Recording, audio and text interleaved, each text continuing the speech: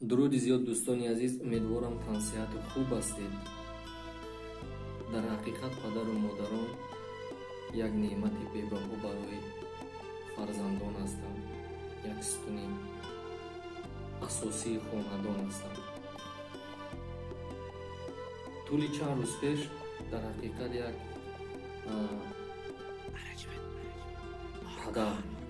падари бузург аз исфара ба мо занг заданд. занг задан гуфтанд як духтаре дорам, синну солаш ба 25 расидааст.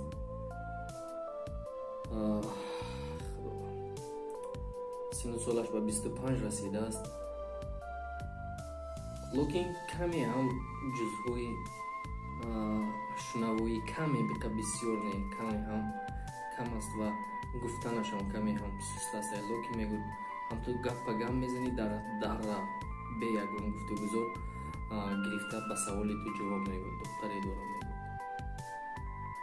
шаҳрвандии федератсияи Россияро дорам, аъзои оила шаҳрвандии федератсияи Россияро дорам.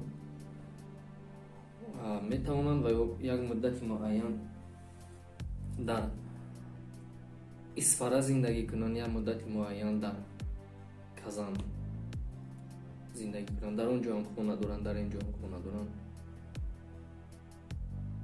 падару модар дар ҳақиқат бузург аст, месӯзад барои фарзанд, ҷон мекунад, ҳатто лозим аст, розӣ ҳаст ки ҷони худашро ба ӯ диҳад.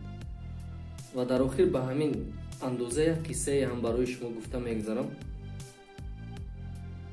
мақсад аз ин гуфтаниҳо дар чи аст? кадом мақсад қати ман ин гапаш барои шумо гуфта ҳастам? хонадомоди мард талаб дорад. мехоҳад ки як ҷавонеро ки ягон аъзои оила надорад, ягон ҷо сарпаноҳ надорад, як ҷавоне ки мард бошад, дар вуҷудаш оташи мардӣ аланга занад, оташи мардӣ аланга занад, хонадомод гирад. яъне ки пурра ҳамин нафарро дар зери идораи худ ва ҳамчун сарпарасти худ розӣ аст қабул кунад.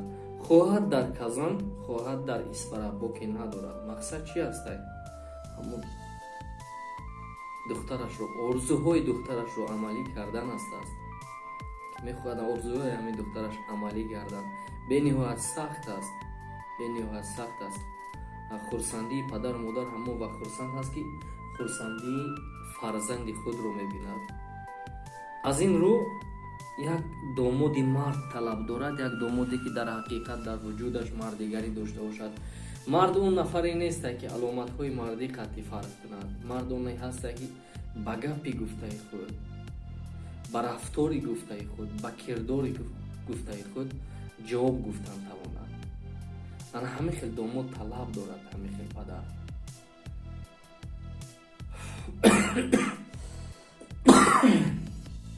аз ин рӯ лозим медонем шуморо ки агар ки масалан ҳамин дӯстони азиз ҳамин видеоро паҳн кунед, ҳамин нафаре ки масалан ҳамин монандаш аз 25 синни соли ҳамин нафар аз 25 то 35 бошад, боке надорад. аз 25 то 35 бошад, яъне ки ҳамин падар, ҳамин бузург ҳамин нафарро пурра дар тарбияи худ мегирад, ба хонаи истиқоматӣ таъмин месозад. дар исфара, дар Казан боке надорад, дар куҷое бихоҳад ҳамҷи таъмин месозад. лекин ҳамин нафар бояд мард бошад, ҳамин нафар бояд ба гапи гуфтааш ҷавоб буд. аз ин рӯ хоҳиш мекунам ҳамин нафаре ки масалан бошад, шумо дӯстон дастгирӣ кунед, ҳамин видео паҳн гардад, то ҳамин нафарҳо пайдо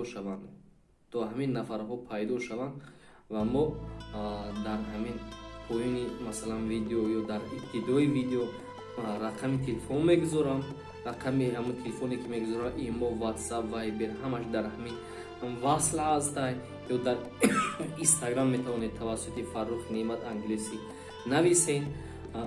من شما با میتوانم که جواب گردانم، میتونم در ارنا کلاسیک هم نویسم، میتونم برای شما جواب گردانم به همین خاطر همین نفر در کار است، همین خیلی نفر مهم است. خوب پیشکی گام میزنم، هستن نفرهایی که مثلا خودشون در همین زمین در همین صورت در آورده گام میزنن که ما چنین هستیم، لکی در اصل چنین نیستن. پیش از همه از خدا بترسین، پیش از همه از خدا بترسین. بنده با که ندارد از خدا بترسین. این خوشبختی ما مثلا 10 سال باشه 20 سال باشه، لیکن دیگر چیزشان فکر کنید که مثلا چی گفته میتونید. حیات یک از قطعی بازی کردن در کار نیست، شوخی نیست. حیات یک از قطعی بازی کردن در کار نیست. از این رو خواهش میکنم اگر همین خیلی نفرها باشد من با تماس برایم. من پدری که مثلا به من زنگ زدگی گفتگی هسته خو من اون نفر پیوست میکنم و برادرانی هستن که مثلا ما امکانیتی آموختن ان همین نفر رو داریم که در حقیقت مثلا تنها هست، بی پرستار هست، عموما یک امکانیتی خوب اقتصادی ندارد، لیکن میخواد پره به تربیه همین نفر گذارد. برادرانی هستن که میسنجیم میبینیم، بعد از اون با پدر رقمش رو پیشنهاد میسازیم. پدر خطی گفتگو میکنن، اما پدر اسفرگی پدر دختر خطی یعنی طرش گفتگو میکنن. بعد از اون باز از پس دیگر انشاءالله خوشبختی هم او میشود هم خوشبختی دختری خود میشود. خب گفتم در ابتدا که برای شما در انتهای قصه رو گم میزنم. خب قصه کوتاهکه که هسته وقتی که فرزند پدرش رو میپرسه که پدر جان من به سن 18 درام 18 رسم، به من چی تحفه میکنی شما؟ میگه روز وقت هست است، وقت هست است وقت هست است میگن. لیکن بچه بیمار میشود، بچه بیمار میشود. باز پدرش رو تکرار میکنه که پدر جون ممکن من به 18 نرسیده وفات کنم، لیکن شما نگفتید که برای من چی تحفه میکنید. پدرش میگن تو انشاءالله سوز میشوی، شفا میابی. من فرزند رو به جراحی میدارم، فرزند رو به جراحی میدارم.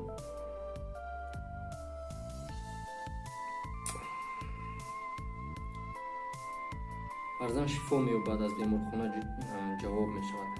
چند روز منتظر میشه، پدر نمیبود. بعد از اون به خانه میبود، در خانه باز میکنه ورقی نویسندگی است، در بالای میز موندگی است. من گفتم که تو سوز میشوی فرزندم، پدر نوشته است. من برای تو با زود روز 18 سالگی تو دلم رو پدرکه کردم که تو باز دوام زندگیت رو بینی. یعنی که به همین خاطر همین پدری بزرگم نیست میخواهد که خوشبختی فرزندش رو بیند. یگان پدر و مادر نمیخواهد که فرزندی او خوشبخت نباشد. از این رو خواهش میکنم دوستانی عزیز یک دستگیری کنید، یک کمک کنید که یک اویله برپا گردن، یک اویله خوشبخت گردن. تو کمی هم باشد، من نمیدونم سن سالی و تخمینا چند هسته پدر، من ندیدگی هم حتی نیستم، لیکن کفالت مردگری قطعی صحبت کردیم. با کمی هم باشه سن سالش هم با بالا باشه، پدر و مادر یک نفسی آسوده کشن، برکت هم در زندگی شما می شود، برکت هم در زندگی همین دو نفری که ما وصل شما میکنیم. از این رو خواهش میکنم، التماس میکنم یک دستگیری کنید تا که مثلا همین کار یک روی خودش رو بود. و نفرهایی که دستگیری کردن نمیخواهید، التماس یگان گپی خنک شما لازم نیست. اینچنین گپی خنک شما، گپی نادرست شما فکری من تغییر دادنم نمیتواند. به همین خاطر پیشکی با هر یکی شما تشکر اگر که همین چیز رو گوش کنید، مثلا با ما یک نفر افتاد دهید، تشکر میکنیم.